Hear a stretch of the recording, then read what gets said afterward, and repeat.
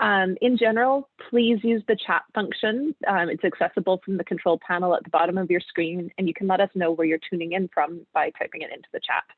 If you're looking for translation, there should be a globe icon on the bottom of your window. We do have translation available today to translate English into French, French into English. If you're joining through phone audio, you won't see this function available, so don't be surprised if it's not there. But I think most of you will have access to it. It'll be important to enable it for one of our speakers today who will be presenting in French. So you'll want to have access to the English translation if you aren't fluent in both languages. We're recording today's webinar. It's also being live streamed on Facebook. Like all others in the series, you can check them out at our website afterward at climateactionnetwork.ca/pathways-to-zero. For those who are new to the series, actually, before I go on to introduce the webinar, one other feature that we have available that's new today is closed caption transcript. So also at the bottom of your page, you'll see a button for live transcript with a little CC above it. If you click on that and enable the subtitles, that should give you closed captioning. You may also want that. We don't yet know how well that works with the translate function, so it may not work to translate French into English, but we'll see. We're learning how this works as we go. Okay, so on to the webinar then. For those who are new to the series, I'm going to start with a quick background on what this project, the Pathways to Zero project, is and what we're hoping to do through it. The webinar series began in January and grew out of work that Climate Action Network has been committed to doing for years, the work of helping civil society here at home and around the world to figure out just and equitable pathways to achieve a climate-safe future for all of us. Last year, as the global pandemic emerged, we were shown firsthand some of the weaknesses and breaking points in our system. Similar structural deficiencies are at the root of both the climate crisis and COVID. Wealth and income inequities, racism, sexism, xenophobia, the precariousness of jobs, housing, healthcare, education, and the vulnerability of so many social safety structures have been illuminated through our experiences with COVID. And they're the same pinch points where climate change also hurts society.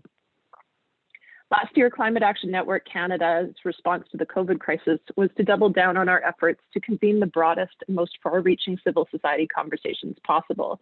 We wanted to learn from communities who are on the forefront of impacts about what they're experiencing, what they need, and what they recommend as necessary actions to rebuild a system that safeguards everyone and is grounded in principles of justice and equity.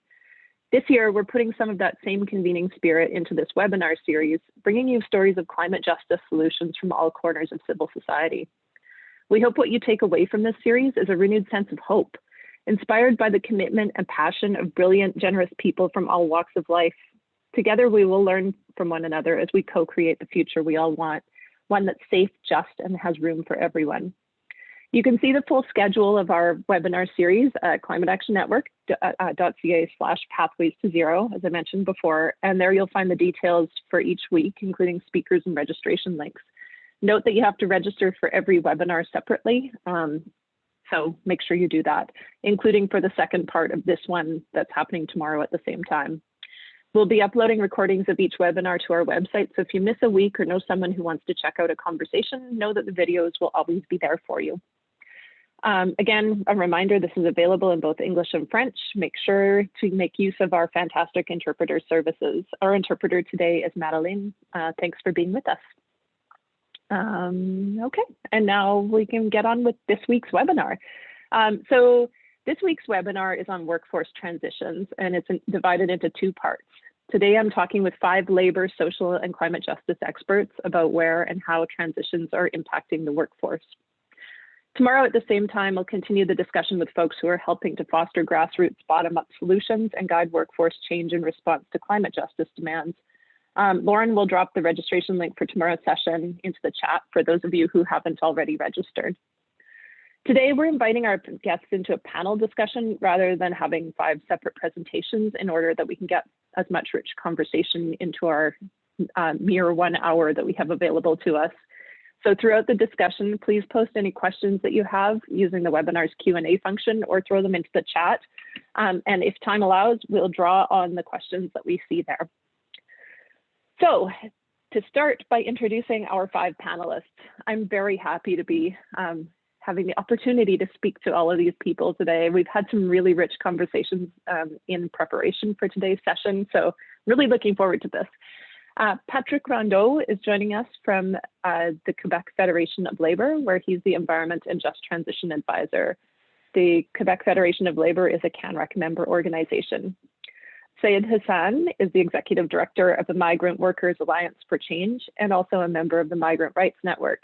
CAN-Rac worked with Hassan and his colleagues last year in our Just Recovery convening work looking at impacts of COVID-19 on migrant rights. Jim Stanford is the Canadian economist and founder of the Progressive Economics Forum. Jim is probably most familiar to our members for the recent report that he wrote for Environmental Defence entitled Steady Path, How a Transition to Fossil-Free Canada is in Reach for Workers and Their Communities. Lois Corbett is the Executive Director of the Conservation Council of New Brunswick, also a CAN-Rac member. She is also on Canada's Sustainable Development Advisory Council, and in 2018-2019, she was the co-chair of the Federal Just Transition Task Force for Canadian coal power workers and communities. And finally, Tara Peel, another past member of the Just Transition Task Force, is the National Representative for Health, Safety and Environment at the Canadian Labour Congress, and is also a CAN-Rac member.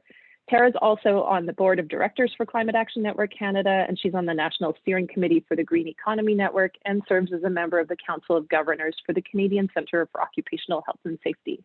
Welcome to all of you. Let's set the stage for this week's discussion, and then I'm going to turn it over to some of you to speak. As you all know, CAN-Rac is an organization that builds relationships and nurtures spaces to help drive climate policy. In recent months, one of the more noteworthy steps forward on Canadian climate policy is Canada's commitment to achieving net zero emissions by 2050.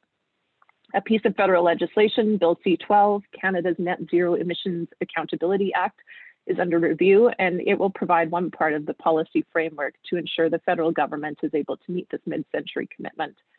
At the same time, this year, Canada has to table a new nationally determined contribution to the Paris Agreement, and we're hoping to see an NDC that better reflects Canada's obligations to contribute more to climate action, given our relative wealth and our historic legacy as a major global polluter. Finally, in the 2019 federal election, the Liberals made campaign promises to develop just transition legislation, which so far hasn't materialized yet.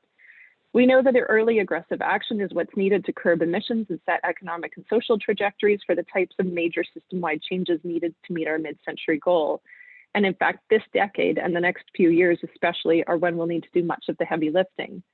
So the big questions are, how do we ramp up ambition in ways that match the level of the urgency at the scale required, while not leaving anyone behind or causing any new harms or exacerbating existing ones? Better yet, how can we address and ideally solve existing injustices and inequities while also building a future that works well for all of us? These are some of the questions we want to tackle today. So Tara and Lois, I'm going to start with the two of you to help us set a scene for discussing the concept of workforce transition from a labor, worker, and community perspective. Both of you were involved in the federal task force related to the coal phase out. And Tara, you've since continued the work of organizing with unionized workers through the Canadian Labour Congress to advocate for their interests as our economies and society changes, both in response to the need for climate action as well as lots of other workforce changes that are underway. And Lois, your parallel organizing has dug deeply into regional relationship building and policymaking in New Brunswick. I'm wondering, can each of you speak to ways in which you see this concept of transition playing out in your respective areas? What are some of the key challenges and where do you see opportunities for climate allies to contribute in helpful ways? Who would like to start? Tara, you want to go ahead? Yeah, thanks, Tika. I'll go first. First, I'll start by also acknowledging that I'm speaking today from the traditional unceded territory of the Algonquin Anishinaabe people. Thanks to Tika and to CAN-Rac for organizing these webinars. A couple that I've sat in on have been great, and I'm really excited to be here today. It's a really solid group of presenters, so I'm lucky I get to go first. So as Tika said in her intro, I'm the lead staff person for health, safety, and environment at the Canadian Labour Congress. For those who don't know a lot about the CLC, through our affiliates, we represent over 3 million workers in every corner of the country in every sector of the economy. And yes, I did in 2018 participated on the Just Transition Task Force for Coal Power Workers and Communities. That task force was co-chaired by Lois, who we're going to hear from next, along with my boss, CLC President Hassan Youssef. And I learned so much from that experience. I think going into those coal towns has really helped to shape my work on just transition going forward. Just to start to say that, the recently introduced Climate Accountability Act is a really important step on the path to net zero. Canada's unions support an ambitious approach to meeting our climate commitments, including legislating those milestones along the way. To get there, though, we're gonna see some sectors grow, we'll see some sectors shrink, and we also, I think, if we're gonna get there, need to focus on how we green all work, including at the workplace level, and I'll talk about that a little bit. We also need to have a bit of a rethink about what a green job means, right? Investing, and I think Jim may get at some of this in his presentation as well, but investing in the care economy, healthcare, childcare, social service jobs, those are all low emissions jobs. And there's also a high percentage of women and racialized people working in those sectors. So there's, sort of multiple potential benefits there. Back to some of those high emitting sectors, how do we get there? At the heart of that is just transition, and not just transition in the kind of buzzword way that we sometimes hear, and not in just transition in the way that sometimes workers fear it's being used, as a little window dressing on the fact that a bunch of people are going to lose their jobs.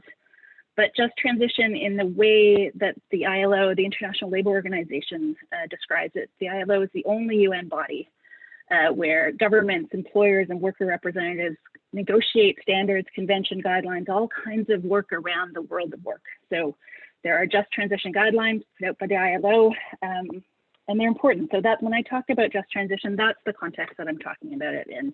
It means that workers, that just transition means that the shift to this low carbon economy or a net zero economy needs to be done in a way that maximizes job creation and minimizes job loss.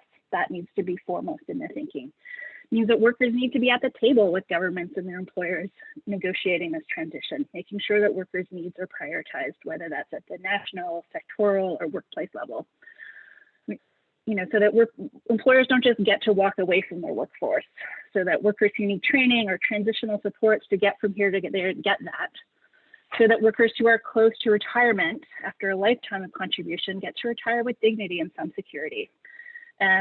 It also means that there's a need for strong social protections for all workers, not only those workers who need a little help through the transition, but all workers. And I think critically, we need to improve the quality of jobs overall, right? Workers are not going to readily trade their jobs where they've negotiated, let's be honest, good wages and working conditions for precarious, low wage, insecure jobs. And we don't want them to. We want the new jobs to be good jobs. We want existing jobs to be better. We want employers, wherever possible, to bring their workforces with them as they shift to low carbon work and not use it as a way to replace their workers and their collective agreements. Replacing those jobs with precarious, low wage, insecure jobs that doesn't serve any of our purpose.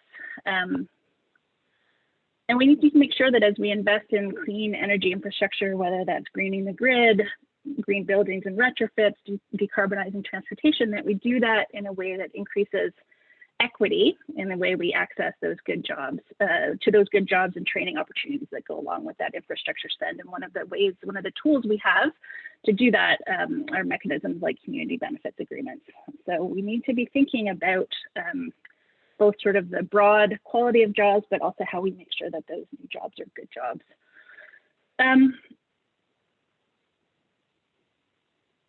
Part of that fight includes making sure that that whether it's long-term care workers who are forced to cobble together multiple part-time low-wage jobs to make ends meet, or how the lack of paid sick days are forcing workers to choose between paying the rent and going to work sick, like that is a piece of the puzzle that is really about broad job quality that I think we need to keep in mind as we look to sort of how we shift to this net zero. I'm really looking forward to hearing from Hassan later in the panel about the Migrant Workers Alliance and how we make sure that this shift really benefits everyone, including some of the most marginalized workers. I introduced this earlier, and I'm keeping an eye on the time. Tika, feel free to give me a whatever a finger when it's like a finger up when it's time to wrap it up. But I talked about needing to focus on greening all work, at the, reducing emissions in all workplaces at the workplace level, right? So I can put my other hat on in my job, where I'm also the lead for health, safety, and environment. There's nothing in this country that has made workplaces safer than well-trained, effective joint health and safety committees, where employers and worker representatives come together and tackle the problems of how do we make workplaces safer. If we can harness that model to climate in workplaces and really empower those workplace committees and those workplace reps with training, we could have a similar impact on climate across all workplaces, because that's going to be part of the puzzle as well. And I'll just say that, Toronto and York District Labour Council have done some really good work on these workplace joint health and joint environment committees. And if John Cartwright is on the call, maybe he can drop a link in, or I will do that when I'm finished speaking. Okay, so in Canada, workers know that meeting those climate milestones is critical really to being able to make a living on a living planet. We also see the need for that in this legislation, in this meeting the milestones, that there need to be some hooks for just transition. We don't need to do all of the just transition work in the Climate Accountability Act, but we need to make that connection that in order to get there, in order to meet those milestones, workers need to be at the table. We need to improve, as I've said a few times, the quality of existing and new jobs. We need to make sure that this shift to net zero respects human rights and labor rights at home and throughout the global supply chain.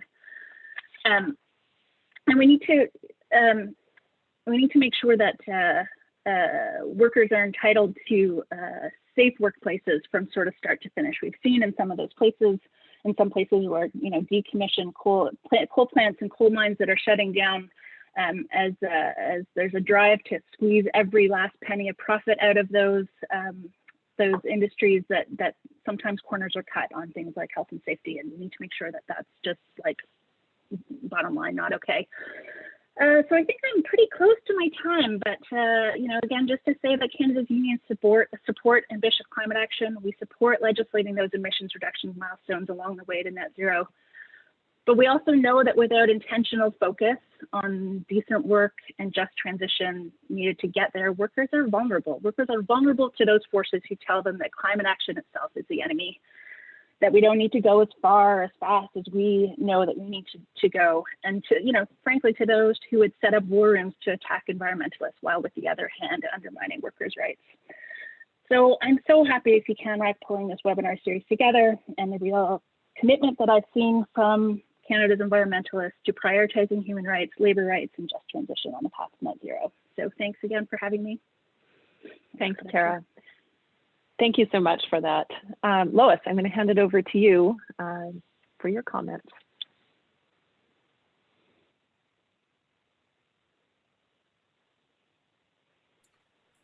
Hi, everyone.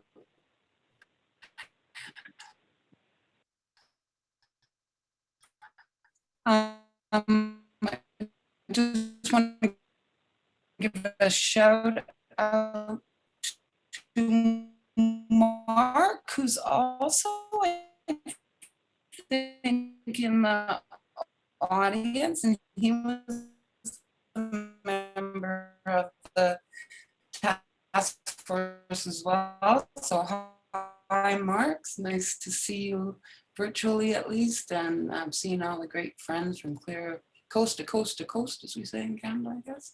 I'm gonna Lois, I'm sorry, I'm going to interrupt you for just a sec here. About the task force and the work that we did, and I think that some of the lessons that we learned during our travels to the 4 provinces in Canada that have coal plants speak well to our climate activist movement, growing awareness about what to focus on, how to sharpen their pencil, and who to talk to, and what key points to pursue.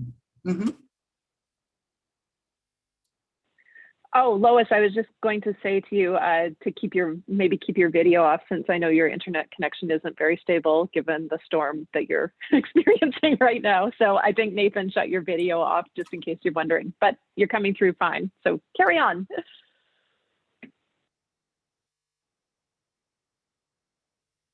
Any better? Yeah, that's much better.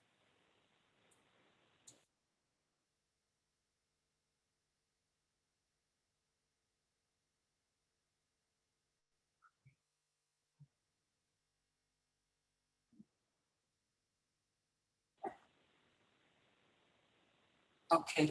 Lois, No, thanks, Jacob. yeah, okay, go ahead. I think some of the key lessons, at least that I learned in touring the 4 provinces that currently have coal-fired electricity plants, was that there wasn't going to be a one-size-fits-all magic answers to for these communities, because they're all different. And when you think about our wide-ass country and its 5 time zones, I guess that's not really a deep insight, is it? That even in Atlantic Canada, there's quite a difference between Sydney, Glace Bay, and Belledune.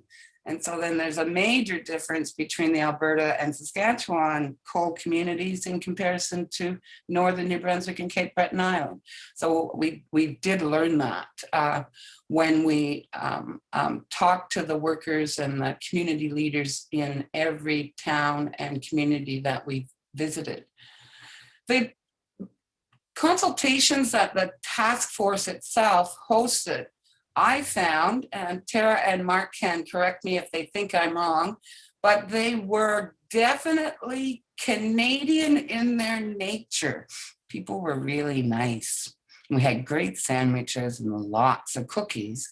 And I tell one story about a small community in Alberta where we visited when I was having my coffee break and out on the sidewalk, where an older worker came up to me and said, "Don't worry about me, look after the young guys."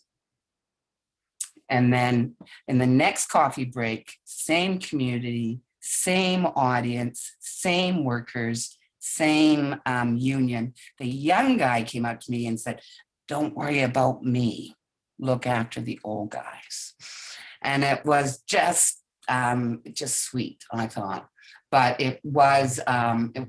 we did not run into very much climate denialism, with a few exceptions where I showed the spreadsheet of how this is a Chinese conspiracy and, all that. But so there was, at that time, that snapshot in time, there seemed to be a growing awareness amongst the workers and community leaders that something had to be done. Again, kind of a Canadian nature thing.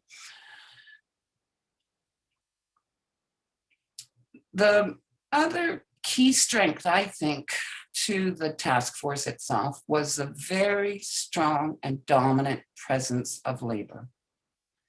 And as climate activists, and you know who I'm talking about, myself included, we have a tendency to think we know everything. And we do sometimes.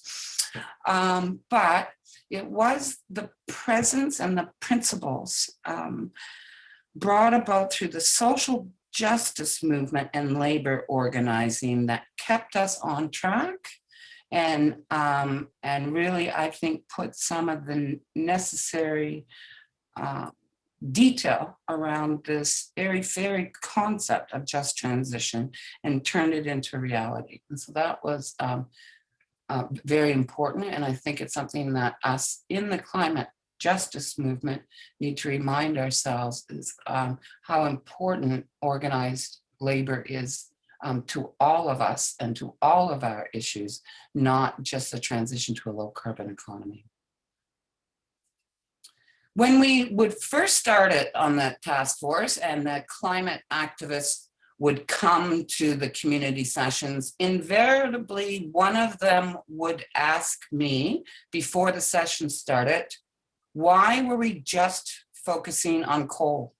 Why not the big picture?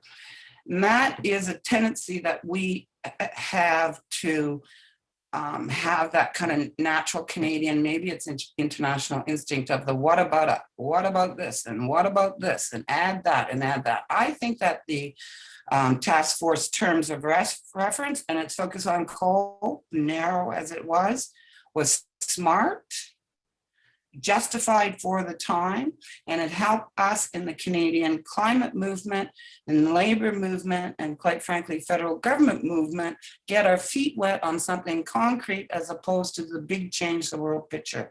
So it was narrow in its scope, but deliberately and I think strategically.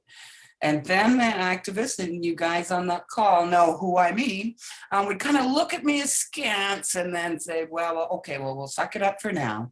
But you do know that we have to make the large transition over time, and we have to tackle the oil issues. That's where Jim's report, released by Environmental Defense just a few weeks ago now, I think, maybe just a couple weeks, is really instructive for us, and he'll talk about that later. My advice is 2 points. Follow as much as possible labor's lead, and keep, as activists, your eyes on the prize. Jim lays it out as, what does just transition planning look like? It's 10 steps. You might be able to boil that down into 5. But at the end of the day, getting a transition plan in place, but ended with a commitment to phase out fossil fuels, with strong labor representation, income protection, all the points that he's going to make later on. When we get those and have regular reporting, and it's done in a nonpartisan, non-political way, I think we can say we see the finish line in this race to a low carbon economy. There's always going to be freedom to tailor your plan to your particular region or province. In New Brunswick, if we can get to this place where we have a just transition plan, it will no doubt be called a Made in New Brunswick plan, because God knows our current premier wouldn't want to give any credit to the feds ever. So there is some freedom on the ground, as long as we have these principles and this approach in our background.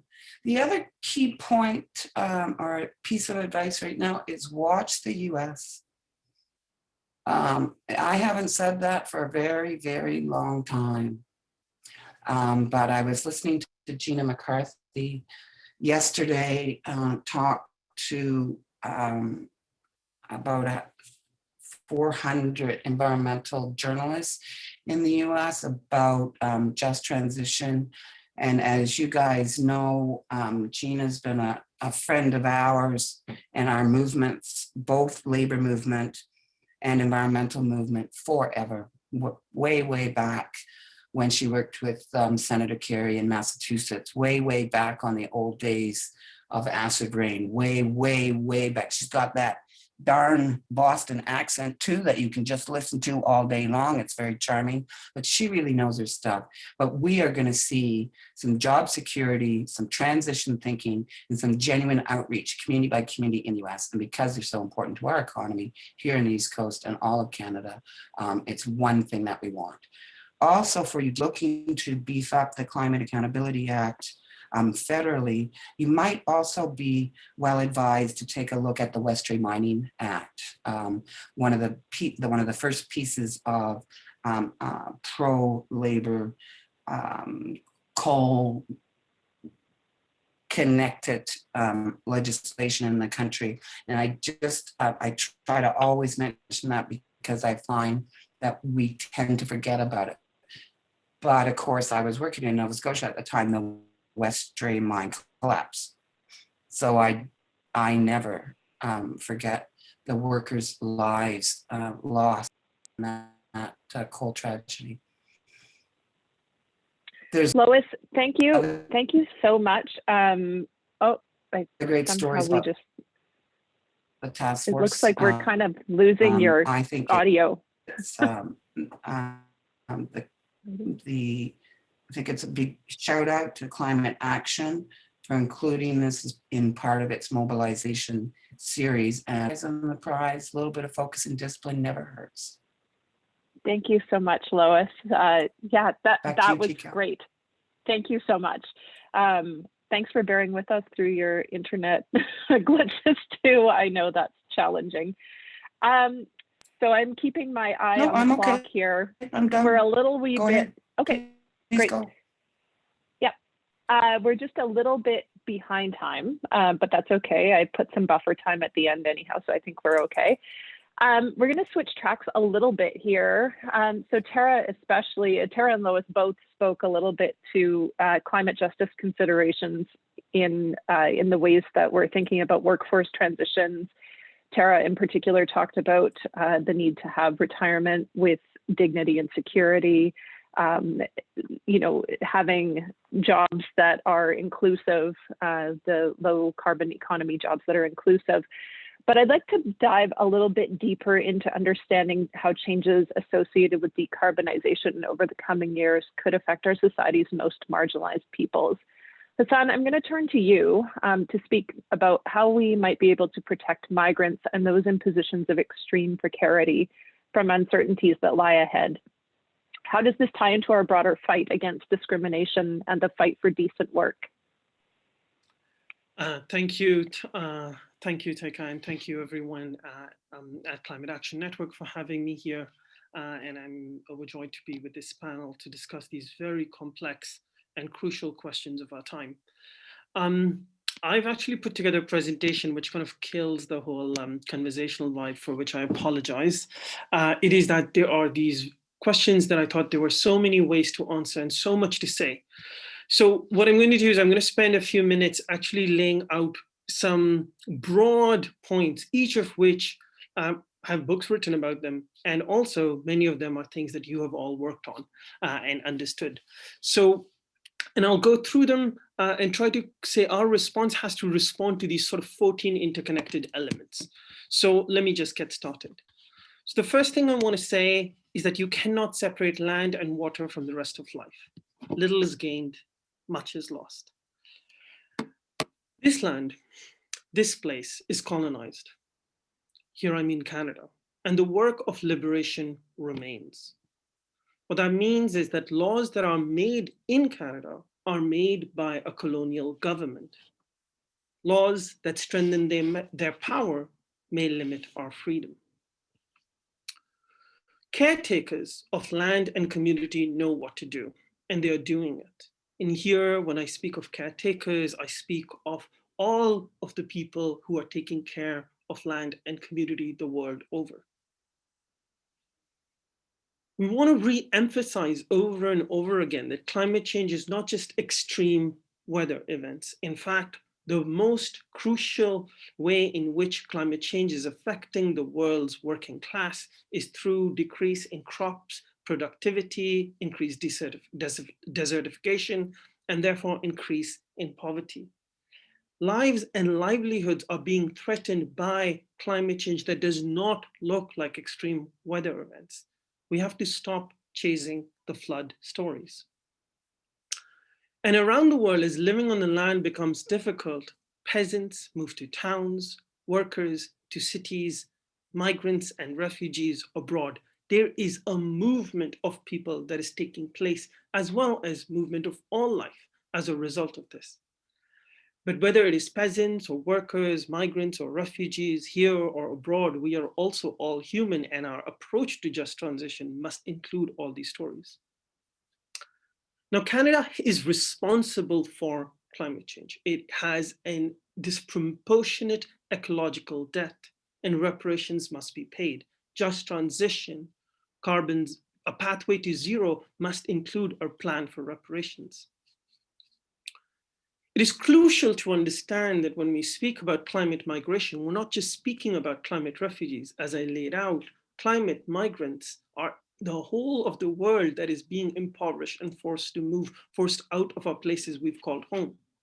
The migrant farm worker that you've heard about feeding you, the domestic worker taking care of children sick and the elderly, your grocery store cleaner, your food delivery worker may be a climate migrant. And migrants and refugees are workers. This is crucial. Just as migrants and refugees are human, migrants and refugees are the sum total of how we understand climate migration. But when we talk about it in Canada, migrants and refugees are workers. It is not about how we arrive. This is the focus of the question of migrant workers. But it is the fact that local laws determine our lives. This is central and crucial. We are just another section of the working class, and a labor transition cannot talk about itself outside and treat migrants and refugees as a separate group of workers or any group of workers as outside. Today, 1 in 23 people in Canada, that's 1.6 million people, are without permanent resident status. These are essential workers. These are essential people in our communities. And yet, migrant and people without permanent resident status are denied healthcare, decent work, dignity, family unity. Lack of permanent resident status is not about whether you stay or go. It is about whether you can assert your rights and access services. And therefore, full and permanent immigration status for all is essential. If we want a fair society, it is only possible where everyone has equal rights. It is only possible for everyone to have equal rights if everyone has the same immigration status. Our understanding of transition towards this fair society must be grounded in this very simple idea: equal rights, equal status, equality, and fairness. When we speak about a decarbonized economy, we cannot separate it with the need for a decolonized society. That cannot be separated from a decarceral society, as we are learning with the Black Lives Movement right now, that we have to recenter, retool our understanding. And the notion of the care economy is being proposed as an opposition to decarbonized, decolonized, decarceral structures. Sorry, carbonized, colonized, and carceral structures. I'm going to speak a bit more about the care economy in a moment, but we have to understand that climate change has happened and is profitable. We must turn the tide, yes, but we must also heal our communities and our ways of life. And this includes, but is not limited to, reparations to the global South, and also that it will not be easy. Those who are in power, those who are central to our, controlling the decisions of our society, the rich and profitable few, have a deep interest in ensuring that their way of life continues. And so we have to position ourselves to talk about fighting for all of life. And when I say all of life, and when I say a care economy, I am talking about the teacher, I'm talking about the nurse, I'm talking about the healthcare worker, and also the artist, and also the community worker. The care work which has been always being done, and it is what has made us survive this crisis, this carbon crisis. It's the people taking care of us. Work that was called women's work or migrants' work, that is the way out, and that is what we must focus ourselves on. And when we say we must fight for all of life in this context where the richest few are embedded in trying to, make it so that their way of life wins, it can't be done alone. Whether it is joining a union or a social movement organization, we need to move away from individuated forms of struggle into collective acts that are essential for our survival. Thank you. Amazing, Hassan. That I feel like we could do a whole separate webinar really digging into each of these issues that you talked about. Like you say, there's so much there to go through, but that was beautiful and amazing. Thank you. We have another 20 minutes left in this webinar. 2 more speakers I want to hear from. So for my final question today, Patrick and Jim, I would like to hear from each of you about how you're thinking about the future of decarbonized work. What workforce changes do you envision, and how are you and those with whom you work or represent preparing for it? Who would like to start? Jim, you want to go first? Okay. Okay, thank you, Teka. Hello, everybody. I'm coming to you from Vancouver, the unceded territory of the Musqueam, Squamish, and Tsleil-Waututh nations, and I express my gratitude to them. Thanks to the previous speakers. Lois, you set me up very nicely with those references. You and I should be a tag team, and the next lunch is on me for those generous words. Thank you, Lois. Teka, you mentioned a report in the outset, the Steady Path report. That is not actually the full report. Steady Path is a summary brochure that Environmental Defense So I am actually going to speak from the full report that was released by our Center for Future Work. That's where I work in Vancouver. And it's called Employment Transitions and the Phase Out of Fossil Fuels. And I'll send around a link to the full report in the chat for anyone who would like to see it. The first task from my perspective as a labor economist in understanding the coming transitions is to get a handle on the dimensions of the problem. So our report goes through and looks at the overall amount of direct work in fossil fuel industries that we have in Canada, what the trend has been, and the regional distribution of those jobs. So that was our first task. And contrary to the propaganda you get from the Petroleum Association and the Alberta War Room and others, fossil fuel jobs are actually a small part of the overall labor market, less than 1%, and falling rapidly. 50,000 direct fossil fuel jobs have been lost since 2014, about a third of those during the pandemic. So this transition away from fossil fuels is already happening. This isn't an abstract debate over what we should do. It is happening, and it's being enforced by market pressures and global changes and the bottom line decisions of private companies who've decided all these workers are no longer helpful to their bottom line.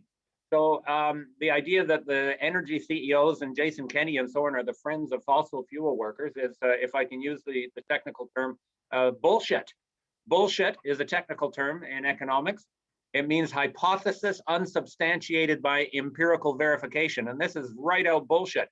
Those people will throw the workers under the bus the instant it's profitable for them to do so. And 50,000 of them have already done so with no support, no transition planning, and no retraining and no relocation or any of the other things that we want. So if you're a friend of fossil fuel workers, this is what we need to oppose, not by some false hope that fossil fuels can stay as the engine of growth. It hasn't been the engine of growth for many years. We also review those trends in international and historical perspective. We show there's many other historical transitions in Canada's labor force that were bigger than the coming transition in fossil fuels. And we show there's lots of international and Canadian experience of how to manage these transitions fairly and effectively. Then we talk about imagining how this adjustment is going to occur. And this is where I think there's some insight, some new insight into this, into how the transitions are going to occur. There's a natural tendency for us, for environmentalists, to say, yeah, we're going to lose some fossil fuel jobs, but we're going to have jobs in windmill making and solar panels and other green energy jobs. All we have to do is move people from A to B. And frankly, that's helpful. We want jobs in windmills and solar panels and green energy, but that isn't going to be most of the story. That's actually going to be a small bit of the story. The real transitions are going to occur by engaging all of the levers of labor force adjustment that occur all the time. Think of it this way. I showed that less than 1% of jobs in Canada are in fossil fuels. Even less than that are in green energy jobs. Now that amount will grow as we expand the green energy industry, but it's still going to be a tiny share of the total workforce. Why are we going to limit the whole debate to 1% here and 1% there when there's 99% of jobs that have nothing to do with either fossil fuels or green energy? We should be looking at how the whole labor market and all of the employment opportunities. That's where we talk about describing the incredible flux that goes on in labor markets all the time. People don't appreciate this. Over 4 million Canadians change their jobs every year. About 20% of Canadians have been in their jobs for less than a year. There's a huge amount of regular flux and demographic change that occurs over time. And I think the more we understand that capacity of the labor market to adjust and absorb changes, as it has in the past, the more we can think of this being an entirely manageable, non-unprecedented, that's a double negative, precedented, I guess would be the word, precedented change in how we organize work in Canada, and it can totally happen. So we describe how it could happen.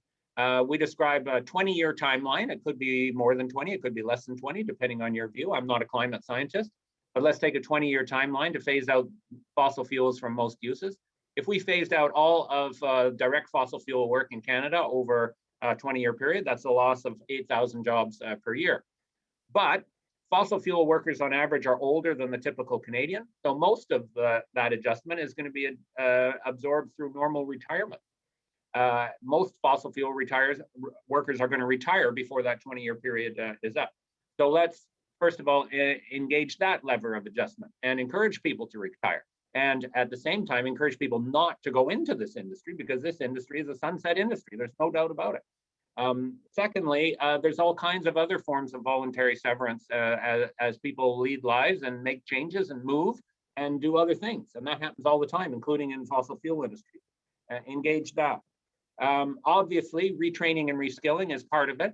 If less than half of the 8,000 actually requires somebody to move from job A to job B, well, that's less than 4,000 jobs where you actually need a specific transition to another form of work. That can absolutely occur with support. Relocation incentives, especially for people in remote fossil fuel communities. Fort McMurray is the extreme case, of course, but there's other places where people, I'm not ever saying you have to leave Fort McMurray, but people are going to want to leave Fort McMurray if the jobs aren't there, just like they moved to Fort McMurray in the first place. Not because of their deep love of the community there. It's a fine community, and it's a good one, and it's worth investing in and saving in. But people are going to leave and go somewhere else, so help them. Income insurance for people who move to another job but have to take a lower rate of pay is another way to facilitate it. And very strong regional development assistance for places like Fort McMurray. That number of 4,000 workers a year, that's the amount that the Canadian labor market usually creates in 10 days. So this is an absolutely doable task. And you could provide those workers with an enormously generous package of support.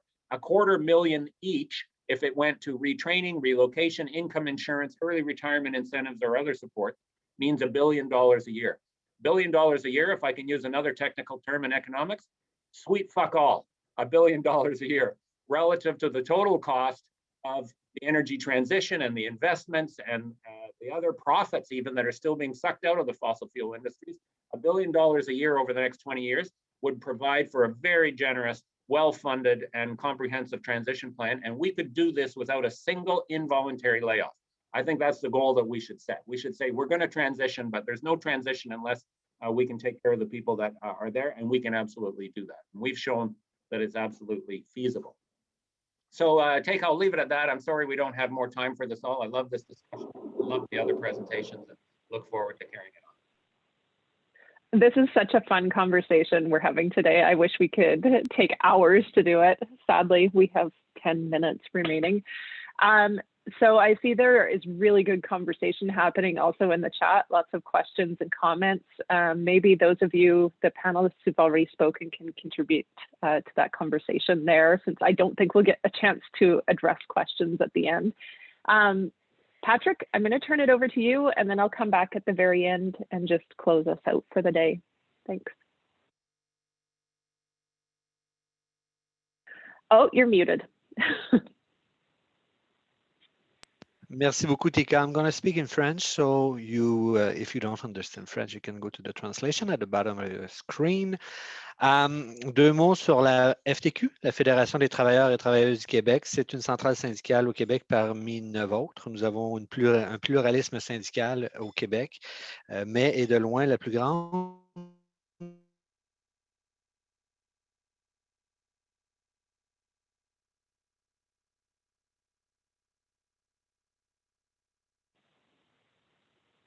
Patrick, I think you froze briefly on us. Maybe you want to shut your video off too, just so we don't lose your audio.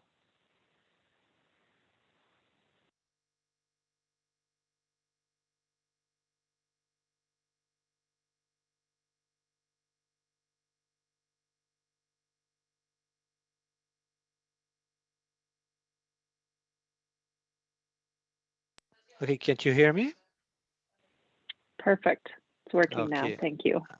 I'll keep my camera closed. So, OK, donc, quand on parle de décarbonation de l'économie, c'est quand même important, et surtout de nos milieux de travail. Et on peut avoir la critique, oui, mais pourquoi parler uniquement des milieux de travail? C'est parce qu'ils sont liés justement à l'économie. Nous sommes tout à fait conscients que la crise climatique est une crise liée à l'activité humaine, et l'activité humaine est liée au travail. Donc, pour ces raisons-là, c'est la raison principale pour qu'on s'attarde au milieu de travail et pourquoi c'est relativement important. Mais une fois qu'on a dit ça, ce n'est pas simplement une question de décarboner les industries lourdes. c'est tous les milieux de travail, sans exception. Et l'erreur qu'on fait souvent, c'est de viser spécifiquement les plus grosses industries, les plus polluantes et de s'attaquer à elles en premier et penser qu'on va y arriver à très court terme.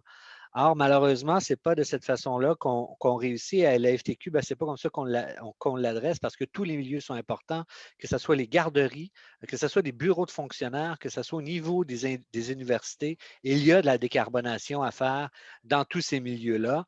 Et quand on parle de décarbonation, ça, c'est l'autre question. On parle de quoi exactement au niveau de la décarbonation?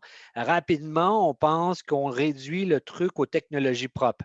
Donc, par exemple, la captation de CO2 et on a réglé le problème. Or, la décarbonation d'une industrie ou d'un milieu de travail est beaucoup plus complexe et beaucoup plus vaste que simplement utiliser des technologies propres. Surtout quand une politique repose en fait sur des technologies qui n'existent pas encore. Donc, on est aussi bien de se jeter directement au bas de la falaise, rendu à ce point-là. Donc, toutes les dimensions du travail sont importantes dans le milieu de travail. La question du transport, la question de l'aménagement du territoire, quelle est notre relation avec notre milieu de vie et notre milieu de travail sont des éléments qu'on doit inclure. Quand on parle du transport au niveau d'une cimenterie, on peut parler rapidement qu'une cimenterie, on n'a qu'à décarboner le processus ou carrément la fermer, ce qu'on entend des fois, et on oublie complètement la question du transport. Des centaines de travailleurs et travailleuses qui viennent en solo travailler en voiture fait partie du problème. Les camions qu'on utilise font partie du problème. Donc, ce sont des problèmes qu'on doit adresser et régler.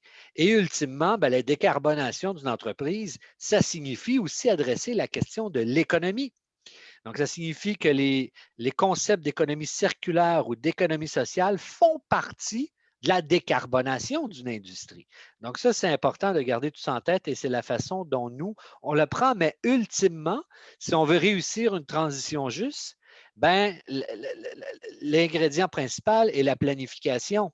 Si on continue à théoriser sur ce que l'on devrait faire sans le faire, le temps file et plus nous attendons et plus l'impact sera important et moins la transition sera juste. Donc, plus on prend de temps, plus injuste elle sera à ce niveau-là. Donc, ça, c'est au niveau de la décarbonation et je vous dirais qu'il n'y a pas de… la FTQ a pris la posture des petits grands pas. Et ça, c'est important parce que c'est une posture aussi face à l'urgence climatique. C'est-à-dire qu'on peut dire, on s'attaque aux plus gros problèmes en premier en déchirant notre chemise, en disant les gouvernements ne font rien, ou bien on peut prendre des étapes très concrètes sur lesquelles on est capable de bâtir une transition et aller de l'avant. La différence, c'est que c'est pour ça que j'appelle ça les petits grands pas, parce que les petits pas ne sont pas suffisants. Donc, il faut qu'ils soient un petit peu plus élevés que ça pour être en corrélation avec l'urgence climatique, mais c'est une posture qui est importante de pouvoir mesurer nos progrès. Concernant la main-d'œuvre, malheureusement, au Québec, on n'a pas tant que ça de main-d'œuvre, pas de main-d'œuvre, oui, on a beaucoup de main-d'œuvre. On n'a pas beaucoup, en fait, de données sur la main-d'œuvre impactée par les changements climatiques. On a une fourchette très large entre 400 et 700 000 personnes qui seraient impactées. Impactées ne signifie pas perte d'emploi. Ça peut être autant des opportunités que des pertes d'emploi et c'est des données que nous devons avoir et il est complètement irresponsable de ne pas avoir ces données-là de la part de tous les acteurs. C'est pourquoi nous travaillons, entre autres, avec l'Université Laval à essayer d'avoir un portrait très précis de la situation parce que tout le monde constate ce problème-là d'absence de données au Québec. Nous, au niveau des syndicats, parce que ça définit notre action, au niveau des groupes environnementaux, parce que ça définit quelle politique publique nous devrons adresser, au niveau des employeurs, parce qu'ils ont une totale absence de coût, en fait, de savoir quel coût ce sera, et au niveau des gouvernements, c'est encore plus schizophrénique, parce que d'un côté, on lance des grands projets de relance économique sans se soucier à savoir si on a la main-d'œuvre pour atteindre ces objectifs-là, ce qui est quand même assez catastrophique. Et malgré la présence de véhicules tripartites au Québec, comme la Commission des partenaires du travail, qui travaillent sur ces enjeux-là. Donc,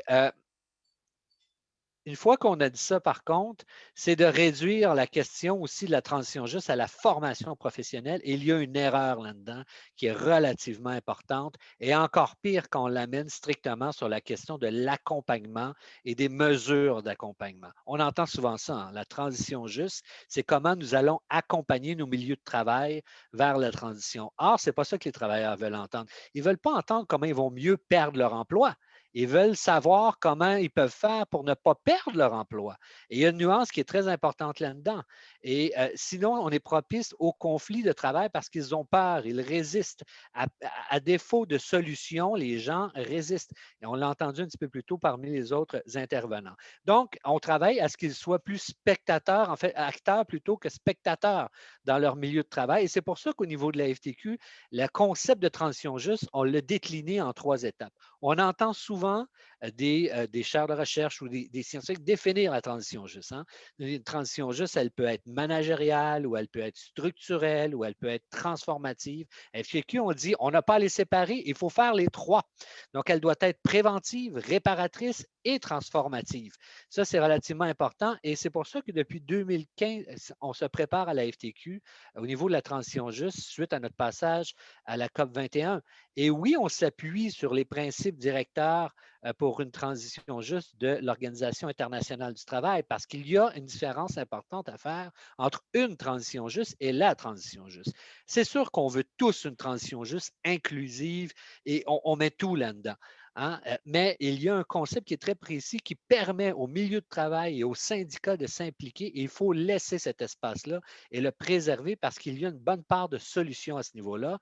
Et si on ne laisse pas l'oxygène à ce groupe de personnes-là de pouvoir faire le travail, ils vont faire le contraire, ils vont résister. Donc ça, c'est relativement important. Et comment on prépare le terrain? Bien, essentiellement, la FTQ, on le décline en 3. On s'est dit, il faut préparer le terrain, il faut planifier la transition juste, il faut la mettre en œuvre. Pour la préparation du terrain, on s'est dit, la première chose à faire, c'est ouvrir un dialogue avec nos membres, ce que nous faisons depuis maintenant 5 ans, avec 2 tournées à travers le Québec au complet où nous avons été rencontrés chez eux, nos membres, pour pouvoir planifier les politiques de transition juste de la FTQ. Donc, elles n'ont pas été faites dans un polybureau caché dans un coin. On les a construits avec nos membres. Dans un autre côté, on s'est aussi ouvert le dialogue avec les groupes environnementaux, notamment en joignant le Front commun pour la transition énergétique, mais aussi le réseau Action Climat. Mais on a aussi adressé la question aux investisseurs pour développer un concept de transition juste dans l'investissement au niveau des principes d'investissement responsable. Et c'est plutôt facile avec nous puisqu'on a un fonds de travailleurs au Québec. Et au-delà de ça, bien, il a fallu ouvrir le dialogue avec les autres acteurs de la société civile, notamment en organisant un sommet sur la transition juste en 2018 où on a invité à la table parmi ceux qu'on a déjà nommés les employeurs, les chambres de commerce, les scientifiques, les autochtones, les jeunes, les artistes. C'est quand même important, ça a l'air de rien, mais c'est un morceau important. Ce qui nous a permis de travailler en collégialité et adresser la relance économique post-COVID en ce moment à l'intérieur d'organisations qui définissent ou qui mettent de l'avant la question de la transition juste telle que nous la concevons. Donc, ce travail-là nous a permis de faire ça et nous permet de nous propulser encore plus loin vers la COP 26 et de mieux articuler toute la question des mesures de réponse en fonction avec la transition juste. Donc, ultimement, par la suite, c'était de la planifier. Donc, nous avons créé une feuille de route en 5 étapes de comment réaliser la transition juste et nous en sommes à la mise en œuvre à 2 niveaux, soit en interpellant le gouvernement du Québec pour la mise en place de mécanismes législatifs de transition juste, notamment au niveau de comités paritaires, mais aussi de reconnaissance de l'expertise des travailleurs de première ligne dans ces industries-là, parce que ça, c'est important. C'est une question de valeur du travail. Si on veut qu'ils en fassent partie, bien, ils doivent pouvoir être part entière des décisions. Et on a commencé des laboratoires concrets, notamment chez Énergir, qui est un distributeur de gaz naturel au Québec, qui fait face à la transition énergétique naturellement parce que c'est un marché qui est amené à disparaître. Donc, en terminant, je vous dirais tout ça pour aller vers une transition juste transformative parce que de simplement faire ce travail-là à un niveau très professionnel et de le réduire à la question de la formation en emploi n'est pas suffisant et on mobilise tellement de réseaux que de ne pas adresser la question de l'économie serait totalement irresponsable de notre côté. Et c'est pour ça aussi que nous proposons la mise en place de pôles de concertation basés sur le dialogue social pour le développement socio-économique des régions du Québec. Et il y a une nette différence entre la croissance économique et le développement socio-économique. Croissance économique ne vise que justement la croissance du PIB, tandis que le développement socio-économique se base sur les besoins des communautés pour mieux redessiner l'endroit où ils habitent et l'économie dans laquelle ils veulent vivre. Et c'est la traque qu'on a décidé de prendre au niveau de la FTQ avec plusieurs autres partenaires Parce qu'en bout de ligne, il faut toujours se rappeler qu'un travailleur et une travailleuse, ce n'est pas quelqu'un qu'on prend le matin quand il commence son chiffre de travail et quand il le finit, on le remet dans un garde-robe. C'est des citoyens et des citoyennes, ils font partie de la solution. C'est vous, c'est moi. Donc, c'est important que nous travaillions tous ensemble. Voilà, Tika. Merci, Patrick. Well done to get all of that in. So we are at time here. Lauren has posted a reminder into the chat for those who haven't yet registered for tomorrow's second half of this conversation. Please do so. We'll see you at the same time tomorrow. Tomorrow's session will be focused on some of the grassroots, bottom-up conversations and visions that are coming forward around these workforce transitions. So we'll be hearing about the very things that Patrick was just talking about around regional organizing and sectoral organizing. So join us for tomorrow's session. We'll have speakers from Unifor, the Canadian Union of Postal Workers, Oxfam, and Iron and Earth. So see you tomorrow. Thanks, everyone.